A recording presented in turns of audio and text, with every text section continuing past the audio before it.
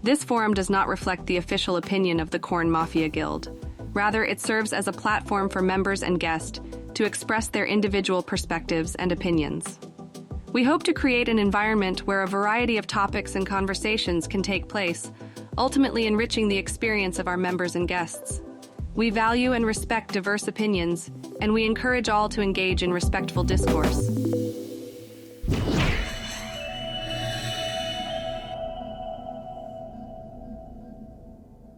What a respectful discourse.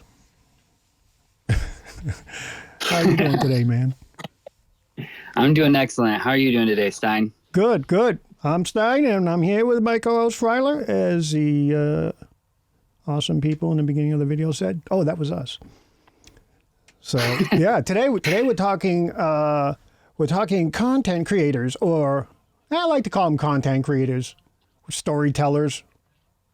I don't really like the word influencer. I don't influence anybody. Yeah, I tend to agree with you on that. I mean, nothing against people who use the term influencer, but yeah, I always had that same mindset about that. I'm not really trying to be an influencer. I think content creator, if I can even speak, is a better term. Speaking of, yeah, we've got quite a few of the usual suspects in the audience. Great to see a lot of our local Cornucopias content creators showed up. So thank you guys very much. Yes, sir. Got a lot of content creators in here today. I asked Seven to come in. Who knows if he's coming in? Jeez. He might pop in, but you can't say his name, you know? Oh, there he is. There he is. Shh, play it cool. Just play it cool. Quiet. Just play it cool. Quiet. Don't Just chill. We don't even care if he comes up, you know? I know. Don't say his name. Don't say his name. Don't. He's like Beetlejuice, but the opposite. You say his name 3 times.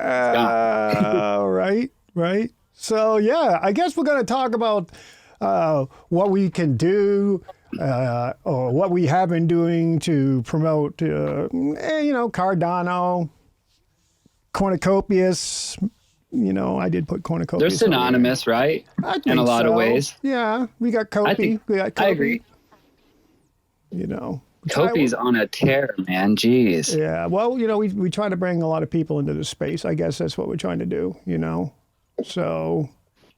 Well, yeah, that's the Cardano ethos and the Cornucopias ethos, right? They want to be cross-chain compatible. So. Yes, sir. Oh, we got a new person coming in here. There's 2 weak links popping in. Oh, who's that? Oh, that's my persona. Yeah, man. So let's bring up somebody to talk, and I can't think of who's going to be first. Maybe our other co-host, Scruffy. Scruffy? Is he a co-host? Our unofficial co-host. He's not a co-host. He's our what do you call our reoccurring special guest star? There you go. There we go. What's up, gentlemen? What's going on, man? Oh, just saw you guys were doing some little space, which I've never been a part of before. And That's an outright lie and bullshit. Oh, yeah, sorry. Thought you'd come get over your fear of public speaking, huh? Yeah, well, right. Good for you, buddy. Good for you, Scrub. Way to hang in there. Way to hang in there. I thought it was time to work on me. Yeah, so. yeah. No, yeah, I saw you guys were doing the content creator thing, and thought that I would certainly chime in. I too do not like the term. I don't personally use the term influencer. I got into this thing not to influence people, but just to hang out with folks. Maybe do a little education, maybe do a little gamification, and other. Certainly a lot of education and entertainment. Yeah. Well, that's why me and the man with no name, and that's why we started 2 weak links, because we wanted to talk with people, Because we figured there's already enough news out there. I was just thinking about your 2 weeks links channel earlier today, and I was wondering, do you guys have any female guests lined up for the near future, or any that you plan to interview? Don't you worry about our guests and what we have lined up, young man. Okay, you got it. Don't worry about it. We have everything. It's all behind the scenes. Yeah, but we gotta remember I just had a few that I'd like to suggest. Maybe I'll just keep that in a private message. Well, we do have a website and we do have a Twitter space, and you do have my DMs, and we talk all the time, so you can always just go ahead and just pop it That's right true. in. I'll find some way to get a hold of you, I guess. Yeah. I don't think you're gonna have a problem with that. I am on vacation, I guess, for a little bit while I'm building my studio down in the basement. So that doesn't sound like a vacation. But, it is for me. It's a mental vacation because I enjoy doing it. I enjoy building stuff and remodeling. I mean, Christ, that's why I built a workshop in my basement, so I have no problems doing stuff like that. But yeah, go ahead. Sorry, Scruff, I didn't mean to cut you off on that content creator thing, man. I just had to chime in there real quick. Oh, I didn't feel like you cut me off. We were just chatting, and it was your turn in the rotation in the conversation. So all good, man. I'm lost, man. Now I'm lost. I don't know who's going next. I think if watch this, I'm gonna try it. I'm gonna try it. Can we get 7 up here to talk? Don't say the name. Just say, like, if there's anybody that has Beetlejuice. A yellow avatar that wants to come up and speak, they are free. I told him it was very important that he spoke on this subject today. He's been doing it for quite a while. But man, he's getting huge. He's getting recognition from all around. I bet he's got a new track dropping soon, probably, if it's going down. Oh, I know he does. In fact, one that he's singing on, and he's a little nervous about it, but I really don't think he's got anything to be nervous about. Of course not. He's got a gorgeous voice. Did you hear it already? I just hear him speaking. I'll say he has a handsome voice. How about that? Hi, 7. What's going on, people? Oh, boy, Jesus. Listen to that, Barry White. Oh, man. Yeah. I know how he told me the secret on how he gets that voice. What he does is he wakes up from a nap and he puts the microphone under the pillow with his head. And then he just talks right into it. Ain't that right, 7? Man, to be 7's microphone. Oh, yeah. Okay, this conversation just got weird. So, just now. Jesus Christ, it got weird. It got weird when I said good afternoon, everybody. You might want to mute me for the rest of this conversation then. Yeah. No, it got weird when Fryler's like, to be 7's microphone. That was like we weren't all thinking it. Yeah. How you doing today, man? So what's going on, people? Nothing. Yeah, Thanks I'm for coming in and okay. talking. Shit. Mm-hmm. Yeah, no worries, man. No worries. I have a question for you guys. Yeah, man. With regards to being a creator in on YouTube, and there was a quote that I heard from what's his name, Bill Burr. Oh yeah, comedian. And he said that sometimes it feels like you are, and I want to see if anyone else kind of feels this way, but he said that sometimes it feels like you're killing it to the abyss. Meaning, you're grinding away, you're working hard, you're putting out good stuff, valuable content to people, and you're not always getting the recognition, the views, the.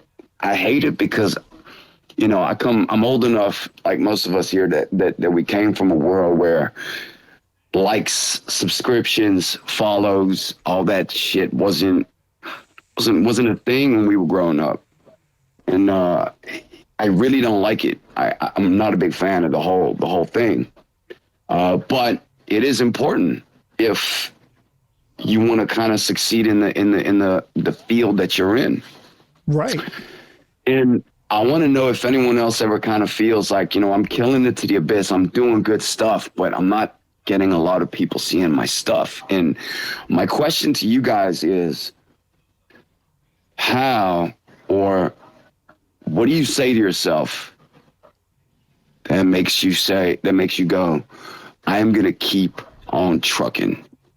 I'm going to keep going.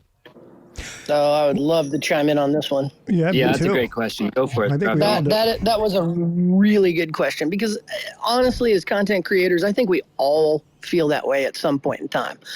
You know, I know there's some people in the space that are relatively new to it. I know there's people in the space that have been doing it a while, and I don't care if you've been doing it a day or 5 years, you probably feel like that at some point. So just everybody know you're not alone. I've listened to a lot of things. I've done a lot of research. I've read a lot of things. And, you know, almost everybody says, oh, it doesn't happen overnight. You know, they call people overnight successes in entertainment. And those people had to work hard for years before they broke through. You know, it's so funny. We can get caught up in the numbers. And as you said, it's a very important part of the industry. But what I tell myself is, look, I'm just going to do the things that I want to do, that I think other people will want to know and hear about. And I'm going to try and do them in a way that makes me successful. And I'm not going to worry about the numbers. At some point, they'll take care of themselves. Yeah, do I peak? Do I look? Do I get a little frustrated when I don't, you know, get as many views on one that I think, you know, people will really gravitate to or something like that? I say, yeah. But I hear all these stories about people, and that you reach that tipping point, right? You just go, you're barely making any traction. And then all of a sudden, in the span of like a week or a month or something, it just goes nuts and bananas.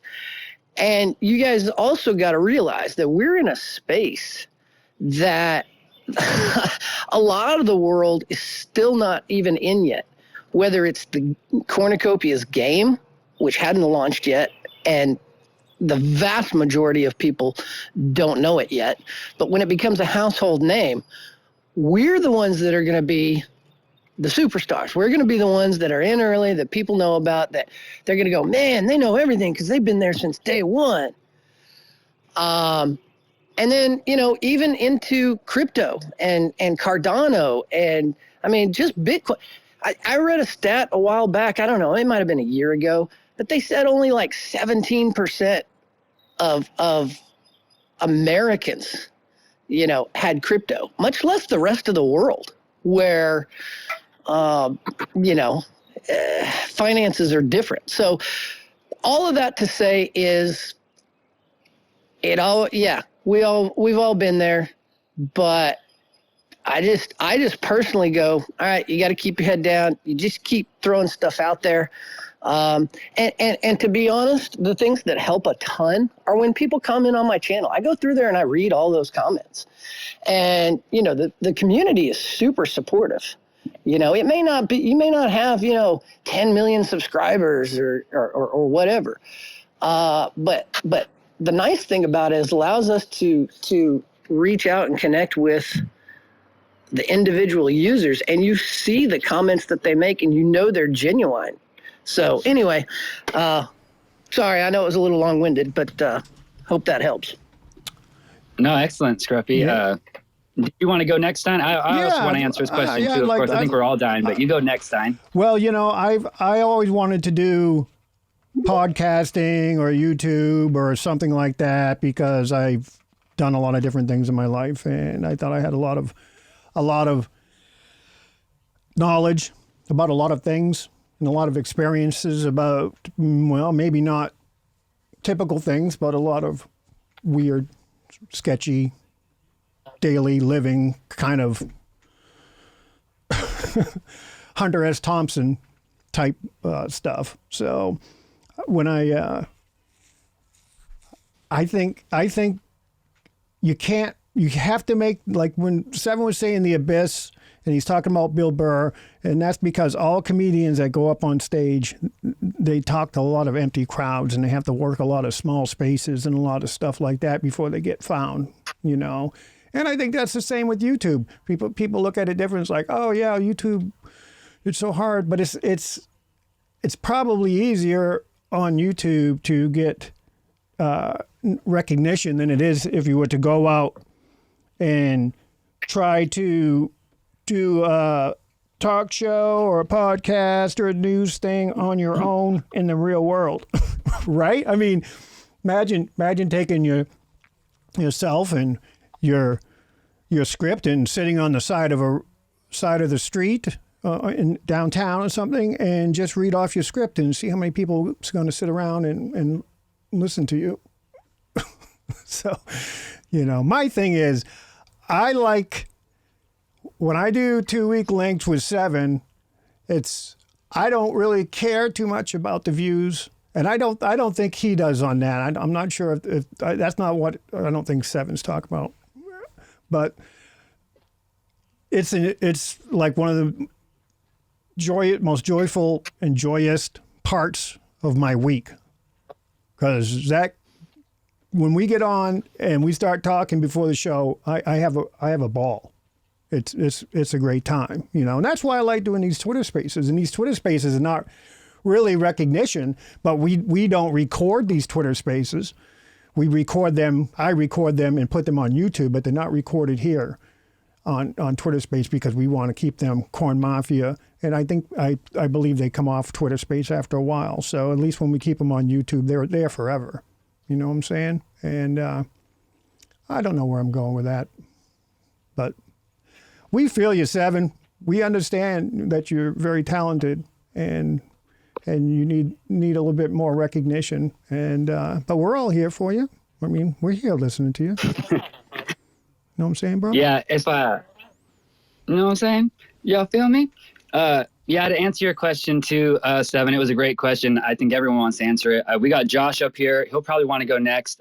Pleasure to have you, Josh. Real quick, I just want to say, I just obviously echo the sentiments that those guys had, that, yeah, sometimes you do feel like you're screaming into the abyss. I mean, how many hours do you put into your YouTube channel? And we're doing it all for likes and views. And much the same way, I never cared to have a strong social presence before I started doing YouTube. And people sometimes ask me, like, what got you into it? And I'm like, I almost don't even have like a great answer, because it's not to be an influencer. It wasn't to gain fame or influence. It was mostly to keep myself engaged and to try to provide value in some way to this booming ecosystem that I saw, and to try to be a part of the change that I wanted to see, So part of what keeps me going is trying to remember that ethos. But the other part that really keeps me going is just the small victories that I've had along the way. And as Scruffy mentioned, there's people in all different, stages of their journey. I'm really early in. I've only been doing YouTube like 1.5 years now, but after the first year, I only had 80 subscribers, you know what I mean? So that was killing myself. I just started my own construction business. I was doing YouTube on the side. It was hard-fought videos that weren't very good. I was learning the whole time, So everyone that ever commented, I remember their comments, and it meant something to me. The mornings that I got up and I had 20 views and 5 comments, those were what kept me going and what keeps me going now. So thank you for a great question. And thanks again to everyone in the audience who is showing up, because it does mean everything to those of us that are making stuff. And yeah. Before, Josh, you had your hand up, buddy. I want to say something before you, Josh, and I'm going to pull you right up here. 7 and I had Josh from Late Game Crypto on our show on 2-week links. And if you haven't checked it out, check it out. If you see Josh, this is why we have so much fun doing this show, because if you look at Josh's videos, they're very introspective, and they're really like, wow, this guy's he's probably just, very dry, no humor. We were worried about that. We worry about that. But when we got Josh on the show, we were talking to him, and shit, we had a really good time before the show and after the show. It was fun. I think 7 can state that, but it was a good time. So go ahead, Josh. You're up. You can put your hand down now, man. What's up, guys? Thanks for having me up. Every time I get on the mic with you guys, I feel like somebody tricked me. Oh no! Like, hey, you guys are putting me up on the same stage as these degenerates. That's great. Oh, That's man, awesome. you got to come up. You got to come up here with us. It's a bunch of fun up here on the stage. I appreciate what you guys do. You guys make it fun, and fantastic question that I was really eager to get up here and answer. I'll share something that my first content creator manager shared with me when I first started my YouTube journey. He told me not to get discouraged about the views. I think we've been I guess spoiled in a lot of ways by like the perception that bigger influencers create for us, 20,000 subscribers, 100,000 subscribers or whatever. But like, if you think about the reality of like what you're doing when you're doing Twitter Spaces, posting content on YouTube or Twitter or whatever, and you get like maybe 100 people that come and view what you took so much time to create. And out of that 100 people, maybe like 50% of it, maybe like 30% of it, people actually stick around through the whole way through. But if you think about like what that actually is, that's 30 people that are sitting down to listen to what you have to say. And that's not an easy thing to do outside of like the social media space. That's like, think about real life, getting 30 people in the same room to talk about anything it takes some organization. And there are people that, they go to college and they spend $30,000 a year to sit in the room with 15 other people and listen to, some dude talk about whatever it is that he spent his life learning about. So there's a lot of value, I think, in every individual person that takes the time to consume your content, hear what you have to say, learn from your experiences, and it makes a difference. Every individual person, it changes somebody's life in a way that they otherwise would not have had the chance to do if they just take some time and listen to what you have to say. So like, I love the term influencer because it's not about like out there reaching the masses and controlling what thousands of other people do. It's about providing people with value and influencing them with information, education, and things that they otherwise wouldn't have had access to if you didn't do what you do. I value every single one of my viewers. I don't care how big or small it's going to be. I don't care what my audience looks like now versus like a year ago, or now versus 4 years in the future. I have the opportunity. Somebody clicked on my video because they thought that I had something of value to bring, and I want to fill that expectation. So that's what I have to say about that. That's what motivates me is every person that consumes your content is getting something from it, and they are demonstrating value to you with their time. Yeah, man. Thanks a lot. Seven, anything else? Anything else you'd like to say, my man?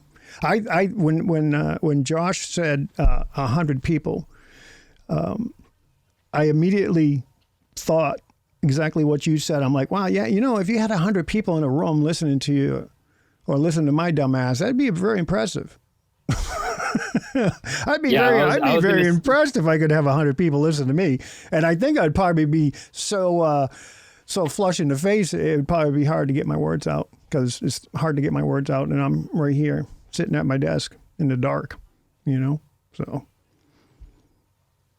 But yeah, I was going to reiterate the same point, that I thought that was a really nice example, and it really put it in perspective. So that was cool. Yeah. Yeah.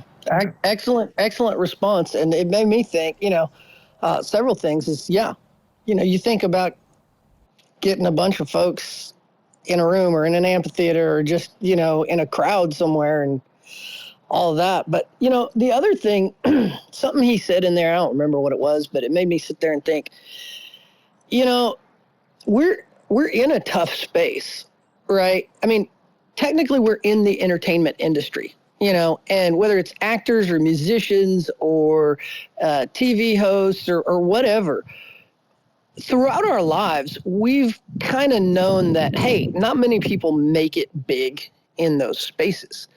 And I think with, YouTube coming along and the fact that there's very little barrier to entry. Before you'd have to go to broadcasting school and you'd have to get a job at a TV or a radio station or somewhere and kind of work your way up, or you'd have to, go out to LA or New York and do plays and things like that, or it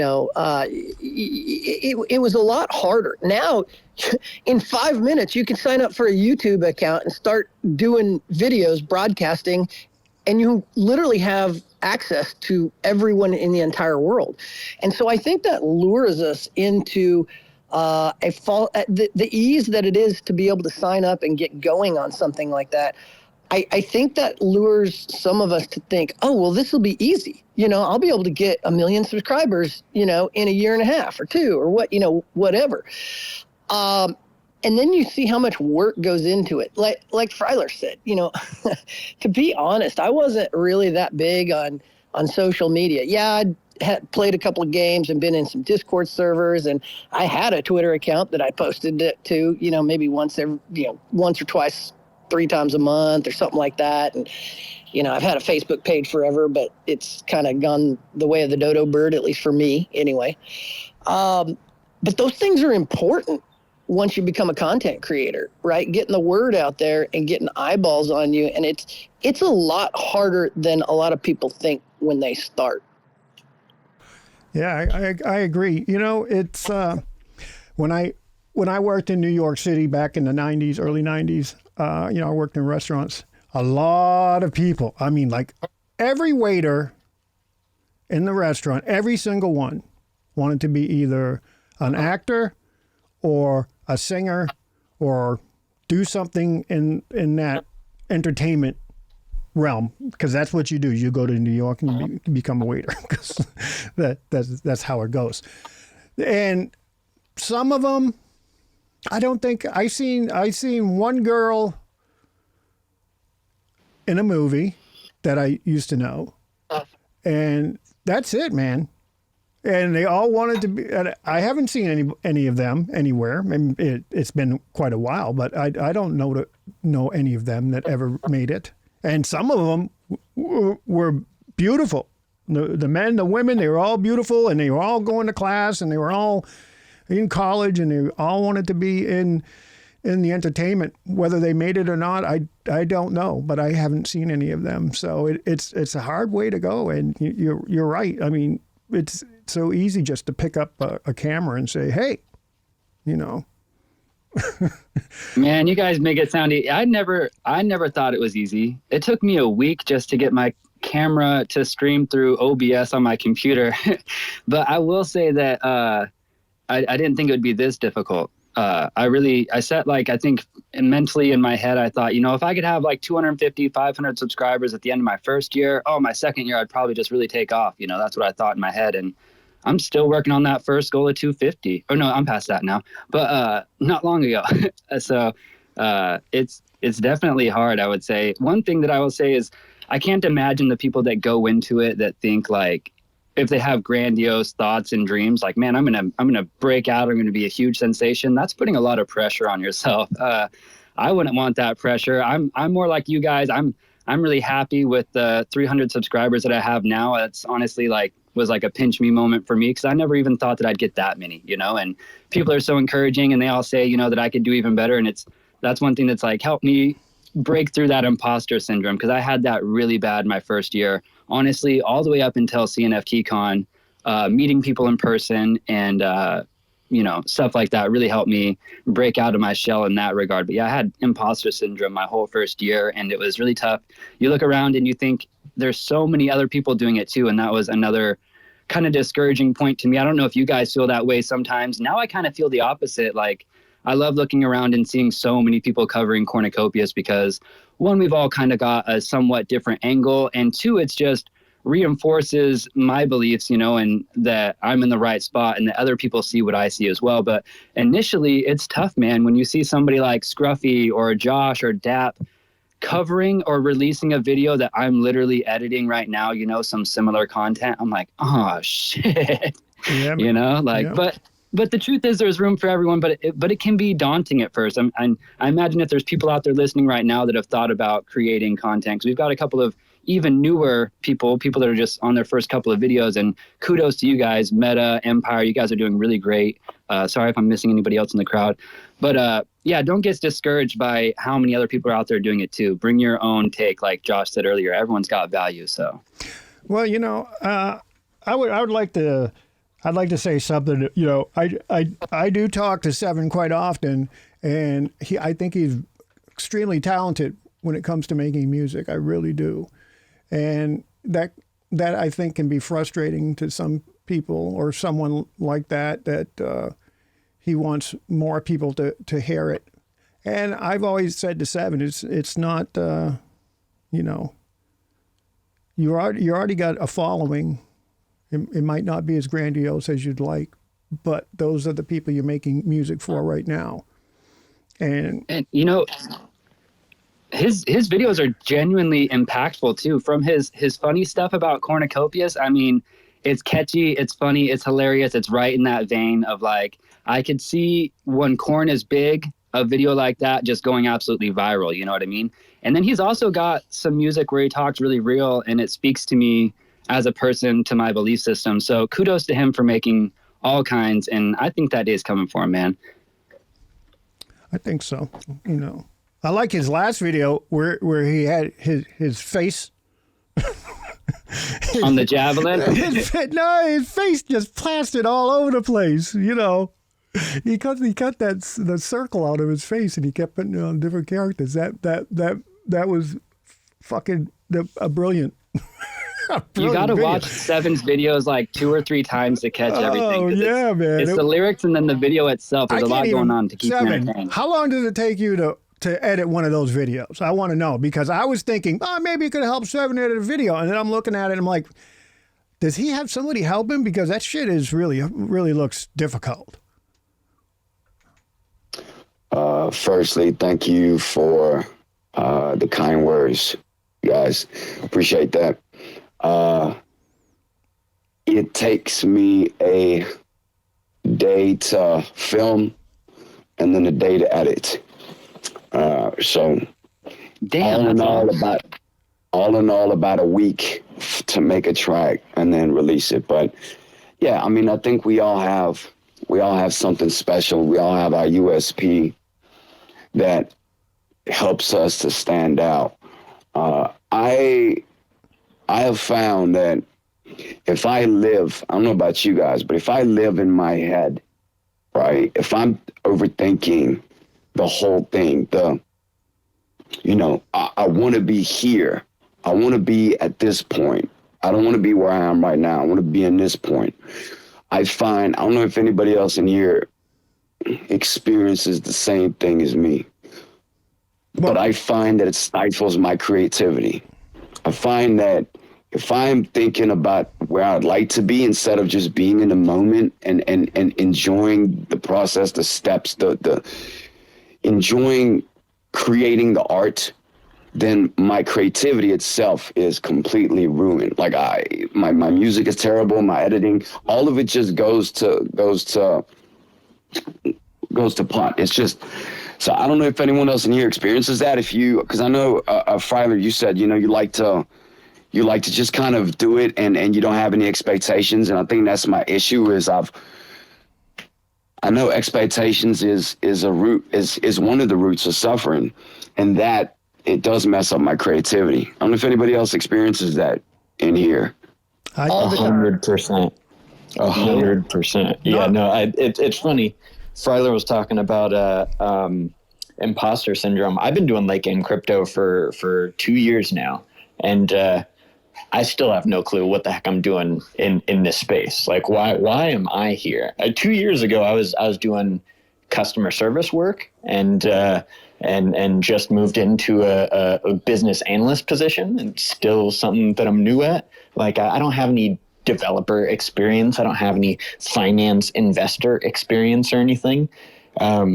So yeah, everybody brings their own flavor to it, and I can see different values that all you guys bring to the table. You got humor. Seven, when we first talked on that Twitter space with the Knights a while back, like I had already listened to your music. I could sense the style in it. I could sense the art that you bring to the table, and I've watched a bunch of Freiler's videos, and I love the content that you produce. It's fantastic formatting and everything. You've got value to bring to it. And I think that when I encourage newer content creators to step up to the plate, I always tell them not to set their goals or things they want to accomplish based on numbers. That's not really something that you can control. Don't create stuff based on other people.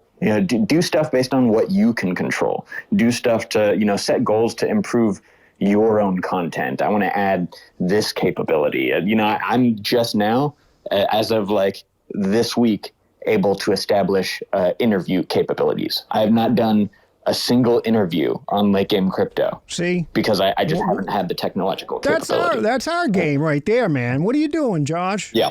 You're stepping on our shit now, man. See, we get you on our show, and now you're going to take over because you got more viewers. God damn it, man! But I want to say, when you coming from my background, I was very artistic my whole life, and I think artists in general have a tendency to get inside their own head, and I think artists in general are not the 9-to-5 kind of person, and not the, I'm going to hold down a job and, love doing what I'm doing and all that shit. It's because you're always inside your head, Seven, and I'm always inside my head, and that drives me absolutely nuts, but I think the only way you can do it is just to keep being creative. That's your outlet right there. And I know you're saying that it stifles you in different ways, but I think that's your only outlet to get that stuff out of your head. And I think you're doing a damn good job of it. I love your stuff, and now you're trying different stuff, and I think you're being inside your head is a good thing. And it might think like it's stifling you, but I don't think it is. I think that thought may be stifling you, that you are being stifled. I think you're maybe in a loop that you think you're being stifled, so you're being stifled because you're so damn creative. I think you just gotta continue with that outlet. I want to ask you guys something too, because it's kind of in the same vein, but staying encouraged, you know what I mean? Sometimes you'll have like soaring highs and then like crushing lows. And I feel like for me, some of my hardest times to get back up and go produce something is right after I have what I would consider to be a successful video, a video that got more than normal views and more than normal contents or comments. And initially you're riding that high, right? Of like, wow, like this one did really good. Like all that effort, it paid off. People are liking it. That's great. And then it's like, you get back to your computer that next morning and you're like, man, how do I go and I top that now? And do you guys ever feel like that? Well, real quick, two things, because I want to chime in on Sevens real quick.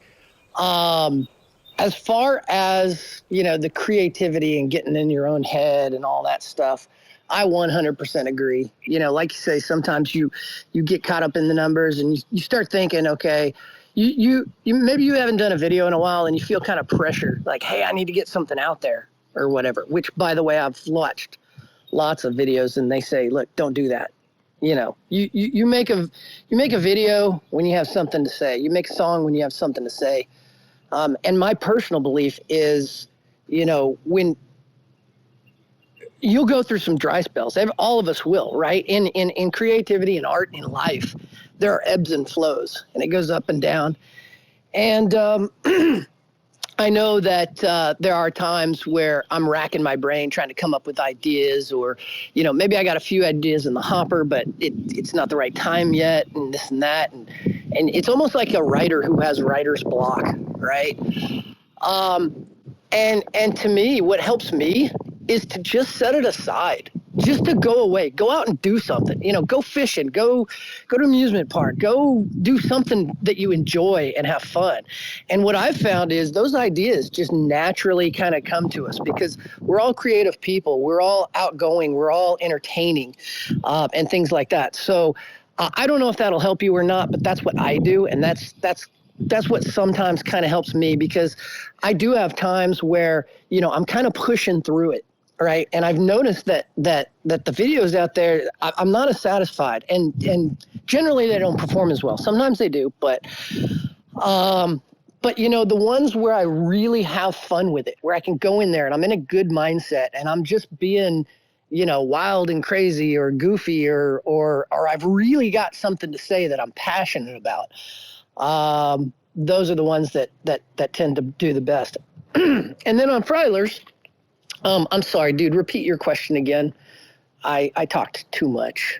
Oh, no, it's all good, man. I realized at that point I fucking skipped over Seven's question. These spaces, you know how it goes, man. Yeah, dude. It hit something he had said, about it wasn't the exact quote Seven had said, but one that I think of that's very similar to what he said is comparison is the thief of joy. And so I was just thinking about how sometimes when you put out a really good video, you would think that you would just keep riding that momentum, that wave up, but in reality for me, sometimes after a really successful video, I'm in like a huge lull and it's harder to find that motivation and to, get back to making another video. Absolutely, dude. Like I said, ebbs and flows, man. That it's in the space that we're in and the things we're doing, there's super high highs, there's super low lows. I can't tell you how many videos that I've thrown out there that I'm like, oh my God, that is such a piece of dog crap. Like nobody wants to watch this, but I've already gone through all the work and all that good stuff. And I'm like, you know what? I'm going to throw it out there because it doesn't matter. I'm going to make, umpteen more in the future. It'll get lost in the sea. It's no big deal. And then I come back and it's like, for the last 24 hours, it's performed, 50% better than all the rest or whatever. And I'm like, are you freaking kidding me? So that's another thing to remember. We are always our own worst critics, right? And keep that in mind, whether it's numbers, whether it's the actual content itself, sometimes you're surprised, and of course there is that flip side, right? Where you throw one out and you're like, oh man, this is going to be great. Everybody's going to love it, blah, blah, blah. And then you get like half the amount of views that you did before.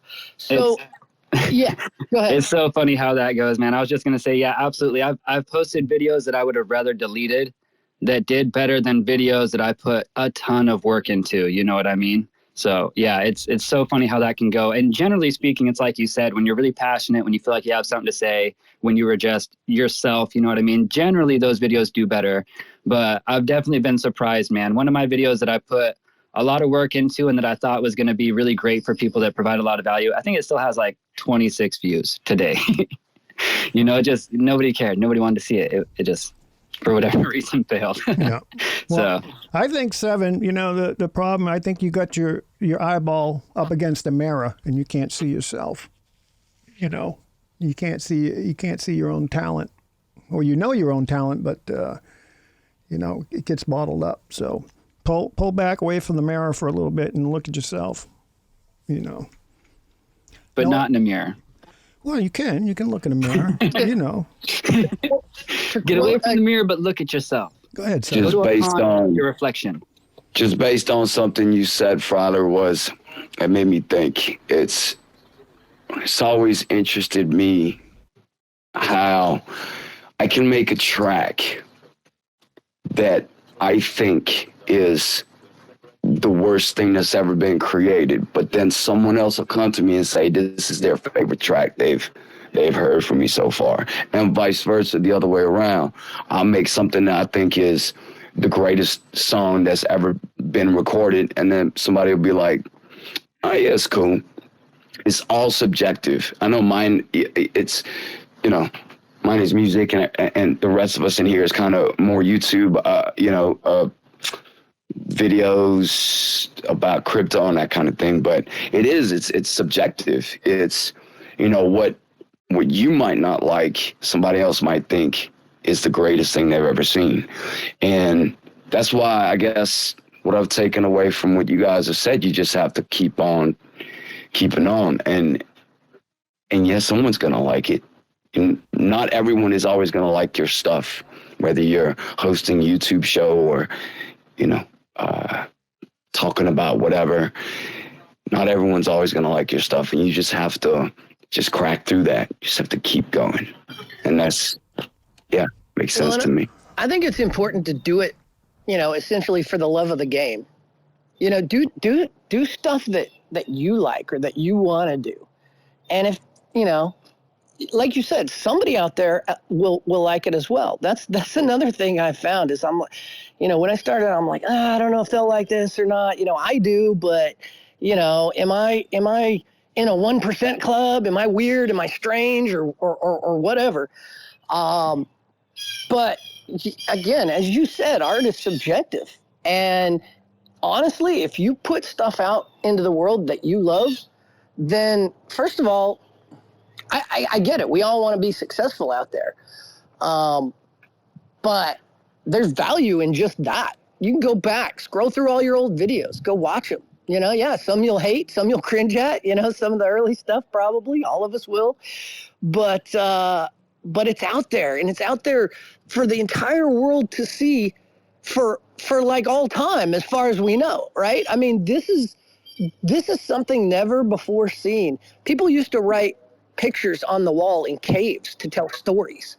And now we're doing it in a digital form that theoretically could be around for hundreds or thousands of years after we're gone. So just by making something, creating something from nothing, from your own spirit or your own heart or your own whatever, there's value in that if nobody ever watches it. But Seven, I love that you brought that up. I've seen your stuff, and they will. Something that I think about too, that's just like a small thing that maybe you guys have thought about too, is when my mom's dad passed, she kept listening to like the last voicemail, or she'd call his phone and listen to his voicemail over again. You know what I mean? And so for those of us that have, years and years of content, it's kind of cool to think about maybe one day when I pass, my son's going to go back and watch these videos and maybe find some closure and just, having another conversation with me after I'm gone. Christ, make me sad. That's a happy thought. That's a happy thought. Yeah, well, it brought me down that road.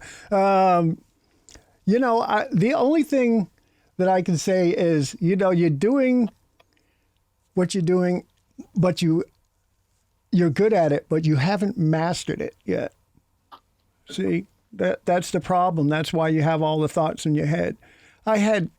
I'm going to bring this conversation back down to memory lane when I was a chef, and I know you guys get all weirded out when I say that, but when I had worked in New York for years and years, and then I had moved back down to Miami, and I was cooking, and I was on the line cooking one night, and I had an epiphany. It was just, it hit me. I can still remember where I was. I can still remember what was said to me. And it was like a shock, like a lightning bolt went through my body. Somebody asked me to make something. One of the other chefs, and I was a sous chef at this restaurant. And then I was like, in my head, I was like, I have mastered this. I have mastered my craft. After all these years, I had mastered it because I had no hesitation of making this, whatever he wanted me to make. I had no problem making it because I knew how. And it was something very obscure that no one has ever asked for me to make. And I was like, yeah, I can do that because I have decades of experience behind me, and then it popped into my head. It wasn't just like, oh, I'm a chef and all this stuff. It hit me like I said, like a bolt of lightning. It's like, oh, I have mastered my craft, and And I think that'll happen. I think that'll happen with you. I mean, when you make a song, you're learning now how to sing. You're learning now how to mix. So now you're learning other crafts that go along with your talent or your artistry. But once you figure out how to, since you're a one-man band basically over there, once you learn, how to do correct audio engineering, once you realize how to tune your voice and sing your voice and use your voice to sing, you're going to find more joy in that, and it's going to bring you into a different realm. And I think you're very young. It takes a long time to master something, and I'm old. I'm in my late 50s. So once you learn how to master your craft, you're going to find that it's so much easier to get your thoughts out of your goddamn head and get out of your headspace, because you have all this knowledge to do so. You have the creative tools to do what you want to do. And these creative tools can, you know what? I need to sound like this. I know exactly how to do that. I know I know how to do this. I know maybe I should put a little reverb on this, but you're already getting so close. I mean, when I listen to your songs, I'm like, wow, that's like 4 tracks overdubbed. That's brilliant how you do that. I wish I could do that shit. You're in your own headspace, and you gotta clear your mind, brother, just a little bit, because your talent is out there. And this is not the Making 7 feel good show, but Stein, real quick, can I follow that up with I'll share one last thing. Yeah, man, go ahead, Josh. Yeah. So I'm a big proponent of not doing anything because it's what you think you need to do, or do things the right way or the wrong way. Or I say do what makes you happy, do what's sustainable. One of my favorite artists of all time that I feel like produces real art is Bo Burnham. His claim to fame is YouTube. He was a content creator, went on to create some Netflix specials, and he's big time now. He is something that he says to people that he said at the end of one of his specials is if there's a way that you can live your life without an audience, then you should do it. And my take on that is a little bit of a different spin on it. Don't do anything chasing the views, or think about where you should be in terms of the size of your audience. Like Scruffy was saying, do it for the love of the game. Do it for the art. Do what makes you happy. Create stuff that speaks to you. And as long as you're true to that, you can't be miserable. You're enjoying the grind. You're enjoying what you're producing, and that's what's really going to be sustainable, and that's what's going to come out in the end. So that's the last thing I'll share. Yeah, thanks for having me on. Yeah, I appreciate conversations with you guys. It's great to have you on here. Thanks today, for stopping by, man. Are you not leaving, are you, Josh? I am. I got to take off. Okay, well, thanks for coming on today, man. We really appreciate that. Yeah, absolutely. You guys have a good one. You too. We have Empire and Eric came up a minute ago to speak. Do you have something you want to add real quick, Stein? Yeah, we're going to bring them right up.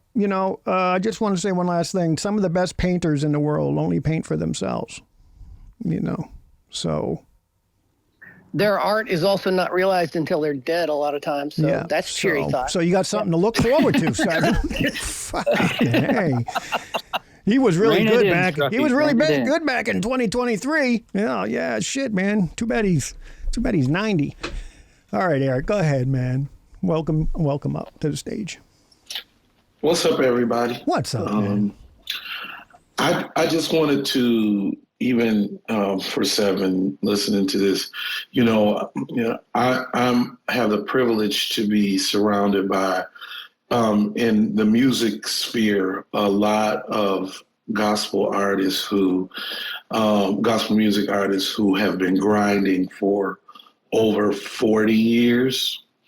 There's a group that goes to my church, actually. The name of the group is called the Clark Sisters. And they've been putting out music since the late 70s. And, they haven't had mainstream exposure at all. People at our church because they can really sing.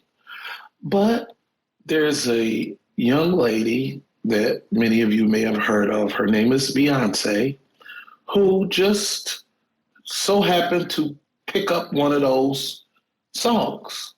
And her husband that you may have heard of, his name is Jay-Z, they decided to sample one of those songs in Beyonce's latest album. And the song that they sampled is over 40 years old, that nobody has heard for 40 years. Now, all of a sudden, everybody wants to hear this song. Everybody is calling. There are other rappers. I just talked to the person who wrote it just recently. I saw her at church Sunday. She said that there are rappers that are beating down her door, trying to get her other song. Everybody is grabbing at her music and want to find out how can they get a hold of her music now. And all I'm saying is that they're well into their 70s, and Beyonce's sister Solange just called them to New York to come and sing. And they're in their 70s now, and stuff is just jumping off for them like they wanted to when they were in their 20s. But that music, it was out there, and somebody picked it up. And I don't know if you guys have heard of those people that I mentioned. I think I've heard of them. Yeah.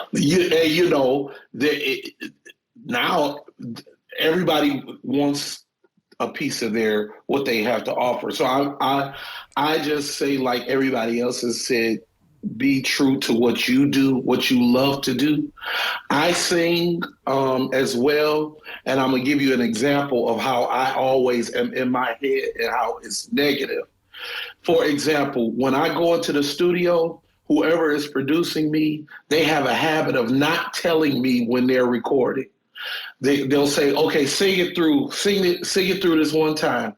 And I'll sing it through, and they say, okay, we're about to record. And when they record, when I know they're recording, that's when I start messing up. Yeah, you got to and they right. will have. Yep, they'll take the tape where they tricked me and said they weren't recording, and that's the one that actually gets pressed and put on the album. Yeah, that's funny. Because I'm just having a ball singing without thinking, are the people gonna like what they're hearing? I'm just singing the song because I like the song, and that's the one that they record and put on the record. Yeah. So that's just Well, yeah, I've been there. I just wanted to share that.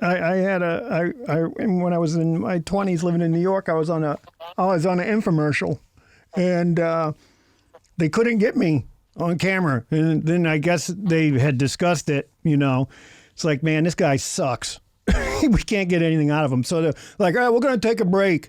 And then the cameraman just sat there. He's like, I'm going to turn this off, right? I was like, oh, cool. And he just started talking and, asking questions. So I was just, answering his questions. And then they came back, how did it go? And he goes, well, we got him. So, they had recorded me secretly, So, but, there's one, I don't want Seven to get discouraged that it's going to take him 40 years to make it. Oh, no, and I wasn't meaning that. I was just saying that you never know who you could come in contact with along the way. Yeah, never know, man. That hears your stuff. Yep.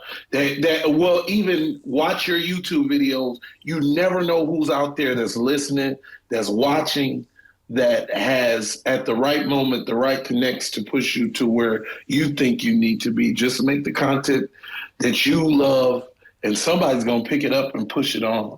That's all I was thinking. By the way, Seven, Snoop has a guy right? I know that all he does is go out and look for metaverse projects or crypto projects or, things for him to invest in. I could totally see when they're researching cornucopias, because we all know it's going to make it. And at some point in time, that's going to get put in front of him. And somebody's going to see, like all of our stuff. So, yeah, just like you say, man, just keep on keeping on. I did see Empire. Oh, is Empire gone? I know, she left all the way. She had her hand up before Eric. Forever. I didn't know, man. You gotta say something. I was trying, but then you talked, and then you introduced Eric. Well, you should have just brought her up. I mean, you should. I don't know. Well, I was sorry. You said one more thing. I'm sorry. Because you're the host. That's not, well. You're a long-winded host. We lose guests, damn it. What the hell am I doing here then? Okay, real quick, since we don't have Empire, though, I'm going to squirrel off to Scruffy. You mentioned Snoop Dogg, and actually, and it didn't go anywhere, but Jamie from 21 Ada shared one of my videos with Snoop Dogg a while back. So I thought that was pretty cool. Oh, that's nice. I saw Snoop Dogg in concert. I was real high. Yeah, I imagine. This just in, so was he. Yeah, man. He was stoned. The whole place was indoors. It was smelled like weed, the whole place, But hey, Chiaz, please apologize to Empire for us. Yeah, please. I'm gonna tell her. I'm gonna get on Discord and say, come back in. Where are you? Yeah. Try to recruit her back. Because I wanted to hear what she had to say from I know she's a newer content creator, and she may have a little bit different view, right? Like we kind of run the gambit, right? She's one of the kind of newer ones. We got some people in here that have been at it, maybe a few months. We got some more people in here that have been at it maybe around a year. We got some people that have been in here for a couple of years, and it's interesting to hear the different perspectives. Yeah, absolutely. I agree with that. I know Chiaz might be able to speak on it because he's actually part of that process as the editor. That's true. He's the producer. But I don't want to shine a spotlight on him if he just wants to hang out as a listener. That's totally cool. But you guys that do come up here as speakers, don't be afraid to get a word in edgewise sometimes. Right. I know it can be tough. Because we all like to talk, and we've all got stuff to add. Yeah, Freiler's, he doesn't. I'm going to let you finish in a minute. Let's go. Freiler. I'm sitting here when I saw the title for this space, content creators, and I'm like, oh my God, sometimes these things, they're so hard to get a word in edgewise. I'm rambling or Stein's rambling or any one of us could be going off on a topic. And I'm like, man, you're going to get a whole bunch of people that basically talk for a living, or maybe not a living, but at least as a side gig, whatever. Like, this is going to be chaos. And oddly enough, I would venture to say that this has been the most, like people waiting to speak their turn. And it's unbelievable that it's complete opposite of what I expected. So well done, everyone. I have a question. Yeah, man. For all the Cornucopias YouTube or just Cornucopias content creators in here, what's y'all plans in the metaverse? What is it you want to do with your name, your image, your whatever within the Cornucopias metaverse? I want to start. I want to do. I'm going to just do 2-week links with 7 and have a ball. That's what I'm going to do. We're not really into cornucopias, but we do talk a lot in the Cardano space. And I just want to say, when we decided to go ahead with the show, Seven and I talked about it, and we were like, this is what's going to happen. We're not going to have any scripts. We're not going to have any questions. We're just going to have people on, and it really freaks people out a little bit, because when we ask guests to come on, they're always like, all right, send me a list of your questions. And we're like, no, we don't have any. We don't have any questions. Well, what kind of show is this? And we're like, just get to know you, just so we can talk. And I may not know anything about you, but I want to listen to you. I do a little research, and that's about it. And I want to continue doing that with you until I'm old and gray. Jesus Christ, it's already here. Go ahead. Who's next? Too late. So my plan is fairly vague. I'm trying to stay well positioned to, take advantage of any opportunities that may arise. So of course I've got a decent amount of land and domes and vehicles and things like that. But kind of like what Scruffy was saying earlier, my general game plan is I want to start gaming and streaming the game and supplementing my content creation that way. I'll keep making other videos, but it'd be nice to have a set time and date that I just stream the game and can engage with my audience that way. I think Cornucopia is going to be a great way to do that.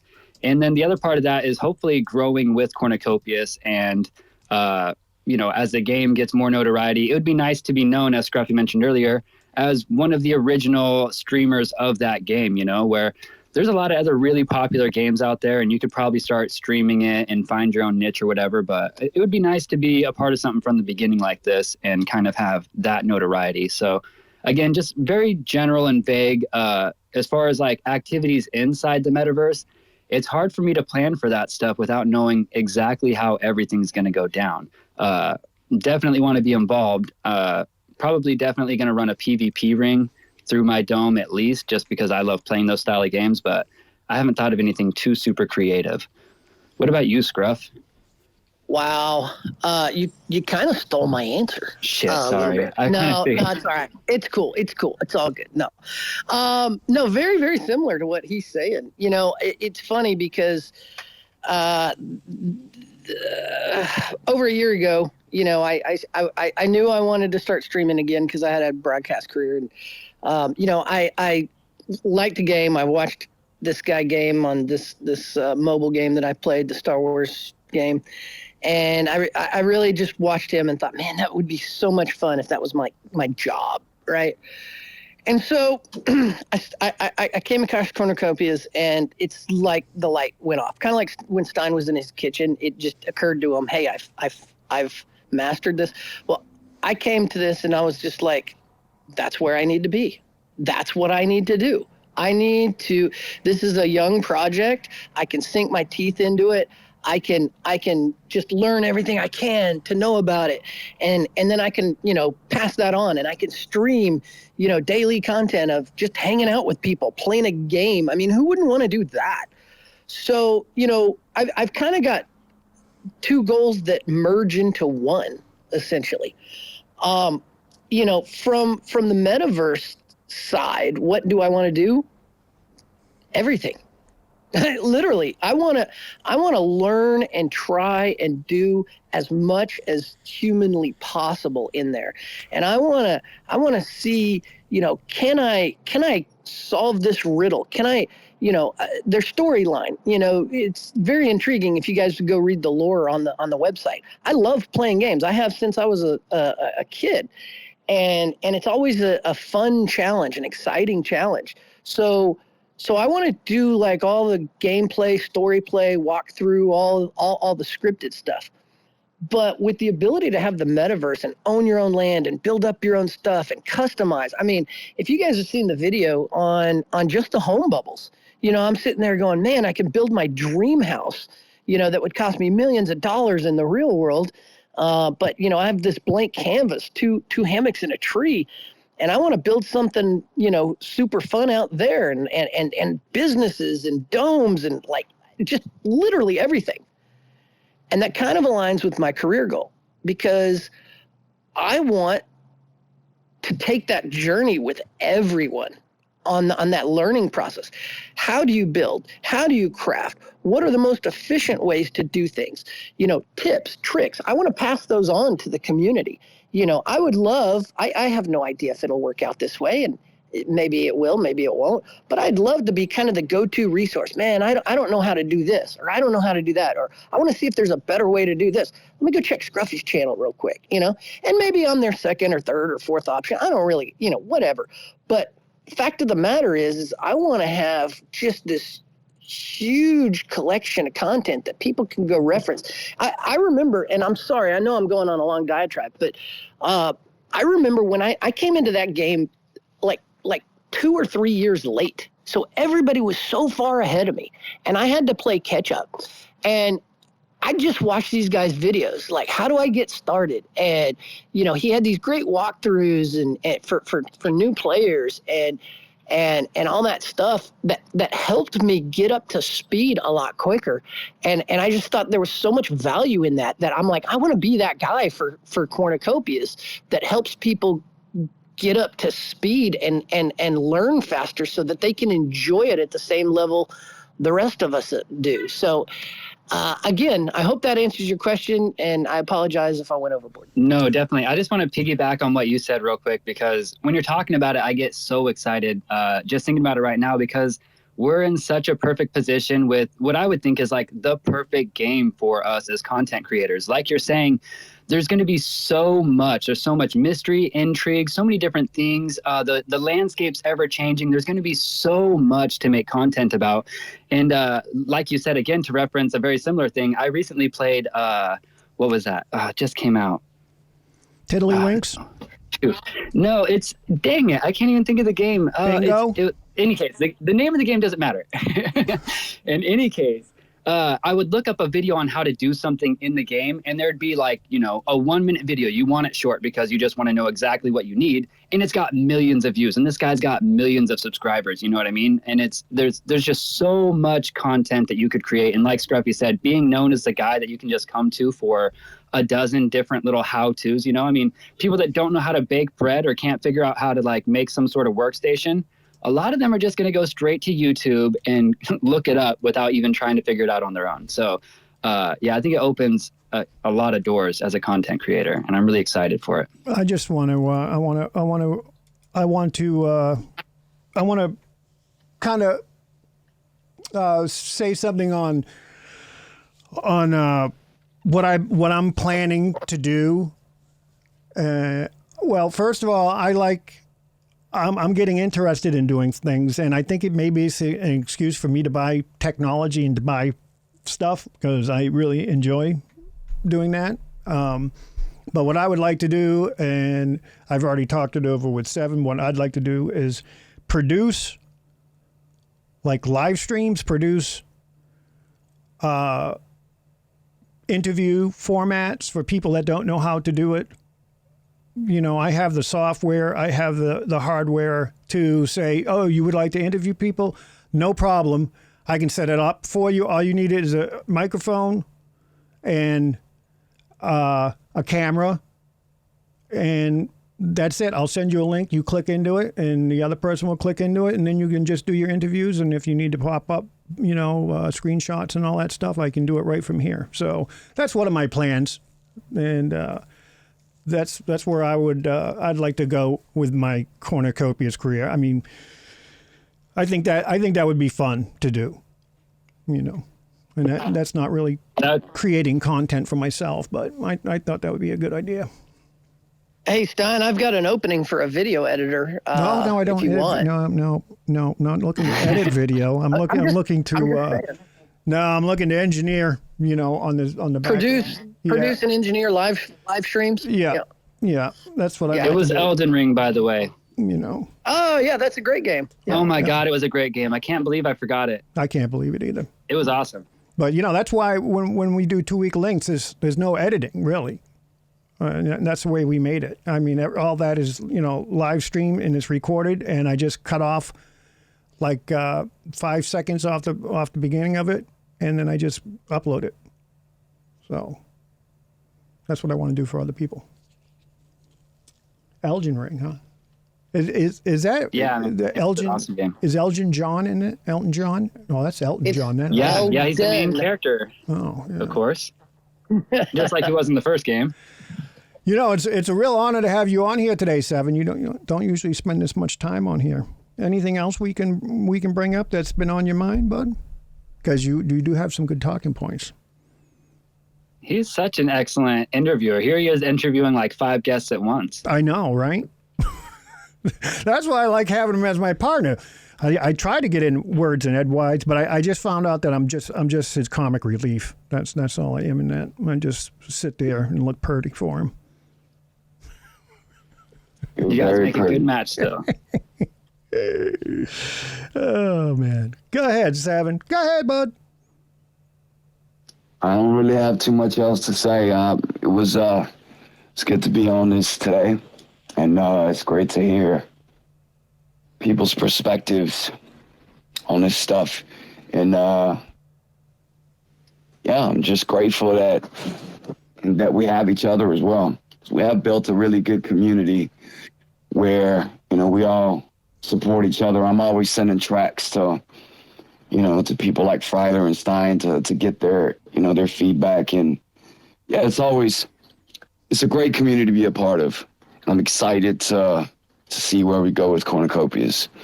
And yeah, I hope we all do really well. I'm sure we will. I think that's another thing that can help keep it interesting and exciting and have the passion is these collaboration projects. I love doing collabs with people. I know I had a blast. Seven and I did a mint together that I absolutely loved. I mean, people were watching us on two separate screens, and like he was streaming on his channel and I was streaming on my channel. And I've done some game nights. I know Josh left or whatever. A couple of people have popped in there, and collaborating with other guests. And I know the 2 week links, you guys have had a lot of content creators on your show. In fact, I can't think of a guest that wasn't a content creator. Yeah, well, that's why we like doing it, because we were like, well, how do we get to meet some of these people and talk with them? And that's why it came up. And we're going to be doing musicians too and gamers. So yeah, we got a lot of things planned.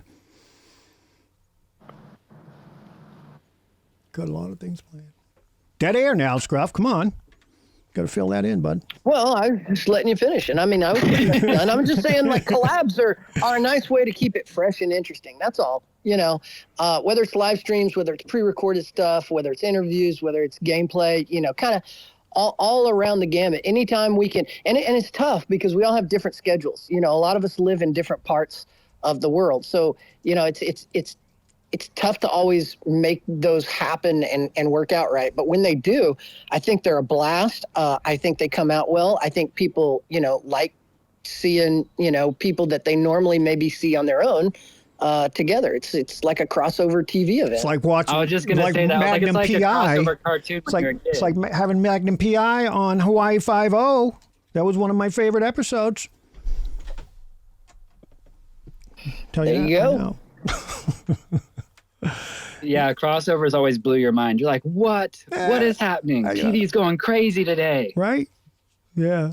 That's, it's, I find that doing our show, we want to get certain guests on there because obviously we want to do this to get more, not, I won't say bigger people, but, people that were really, really like, wow, I really wish I could talk to that person. There's no way I can talk to that person. You know what I'm saying?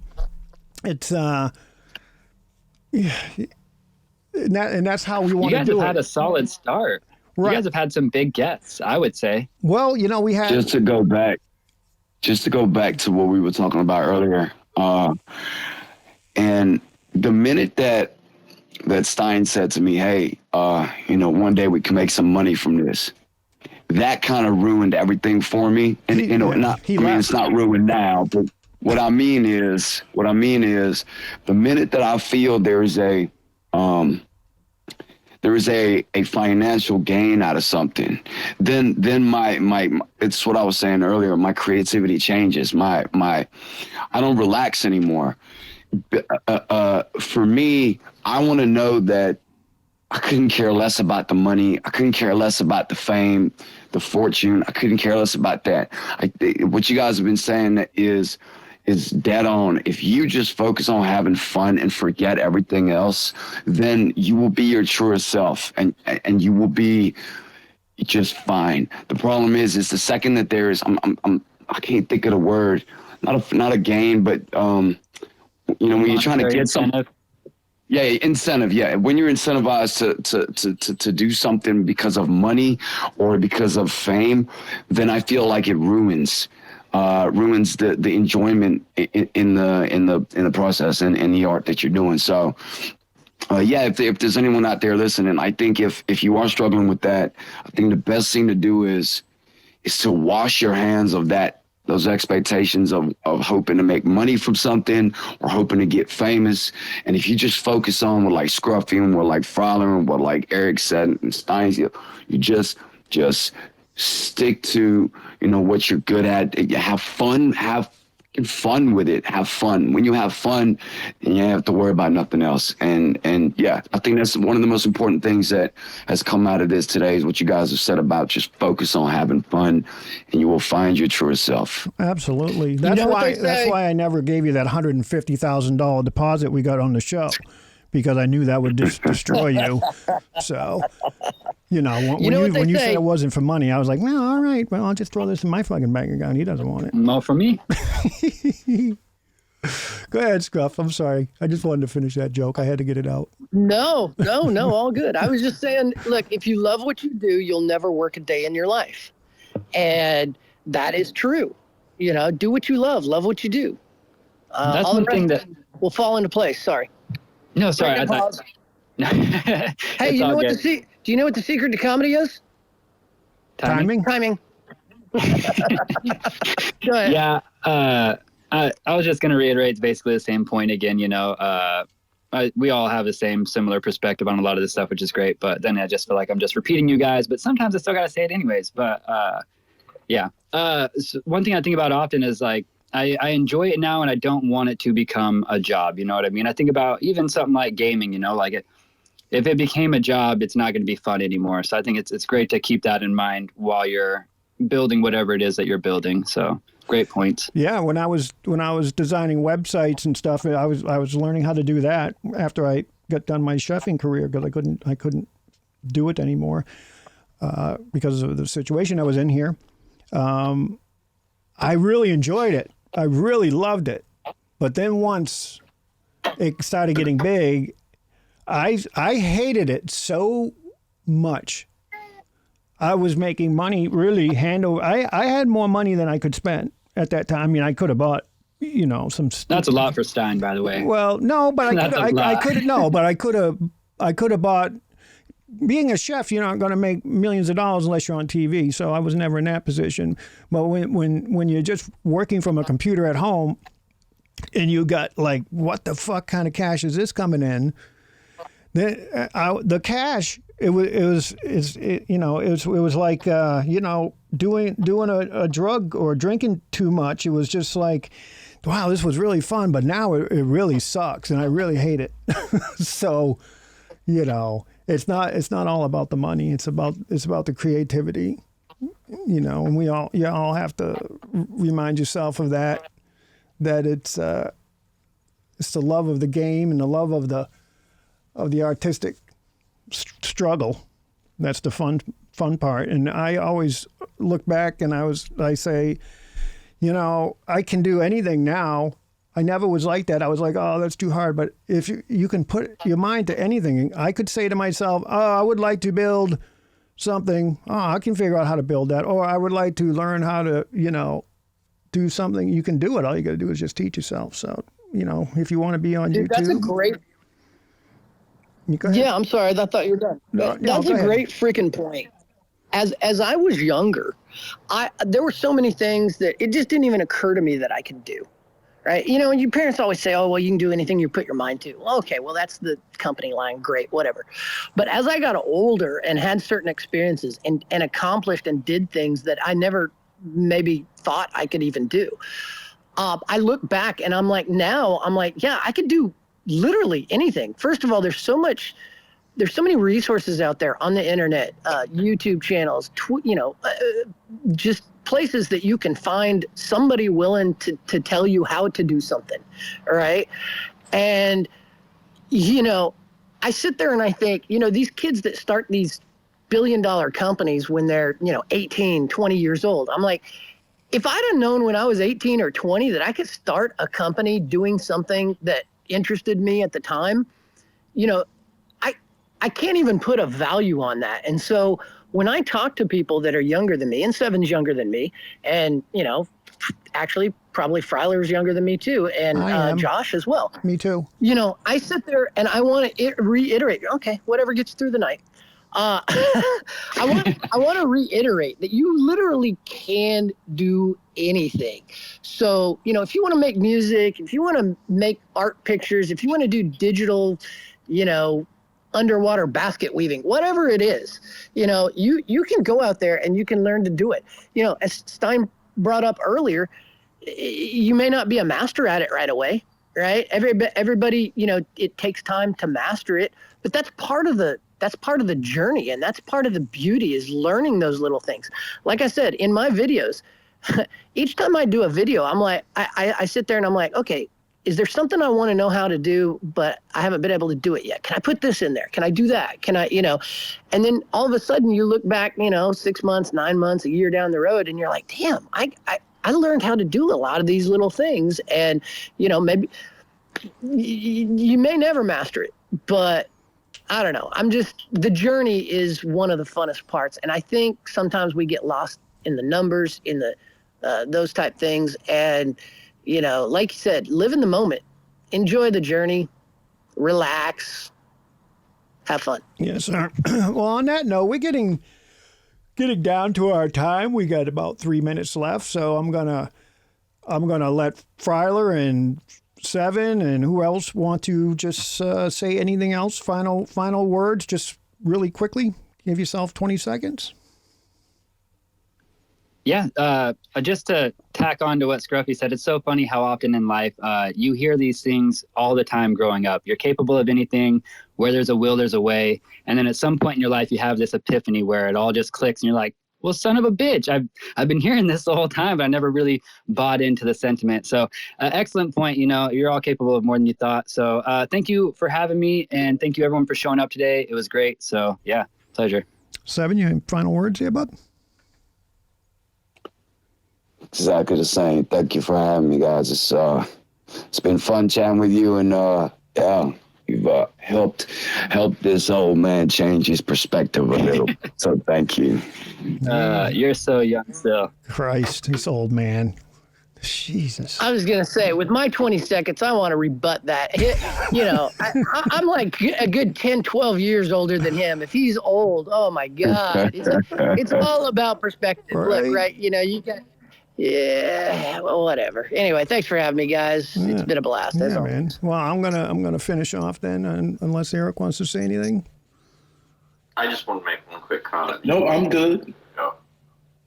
And that is, thank you guys. I loved it.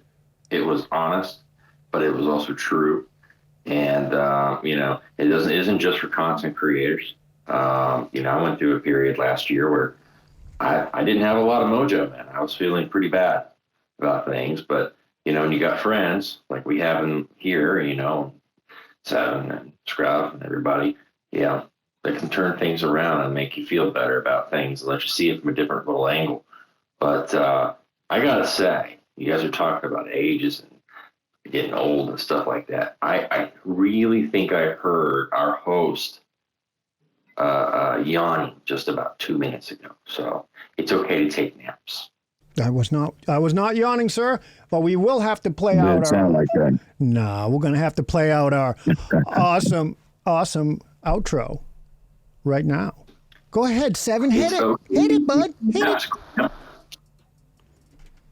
Hit it, Seven. Damn it.